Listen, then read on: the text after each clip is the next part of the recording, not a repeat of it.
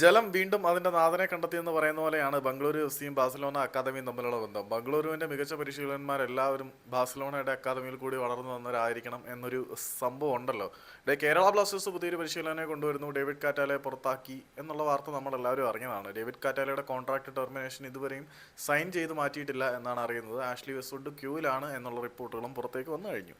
അതിനിടയിൽ ബാഴ്സലോണ അക്കാദമിയിൽ കൂടി പരിശീലിച്ച് വന്ന പരിശീലകനെ വീണ്ടും ബംഗളൂരു എഫ് സി തങ്ങളുടെ പരിശീലകനായി നിയമിച്ചിരിക്കുകയാണ്. അവരുടെ വിസ്മയ വിജയങ്ങൾക്ക് കാരണക്കാരനായിട്ടുള്ള ആൽബർട്ടോ റോക്ക മുതൽ തന്നെ അവർ ഈ ഒരു ബന്ധത്തിന്റെ പാതയിലാണ്. ഏതായാലും റൺഡി സിംഗ് ടീമിനെ വളരെ മികച്ച രീതിയിൽ നയിച്ചുകൊണ്ടിരിക്കുകയാണ്. നിലവിൽ പോയിന്റ് പട്ടികയിൽ 4ാം സ്ഥാനത്താണ്. ബംഗളൂരിന്റെ അവസ്ഥ ശോകമാണെന്നൊന്നും പറയാൻ പറ്റുന്നില്ല. പക്ഷെ റനഡിയെ മാറ്റിയിട്ട് പുതിയ പരിശീലകനെ അവർ കൊണ്ടുവരുന്നുണ്ട്. ജോസെ പെപ് മുനോസ് സോയോ എന്ന് പറയുന്ന ഒരു സ്പാനിഷ് പരിശീലനയാണ് കൊണ്ടുവരുന്നത്.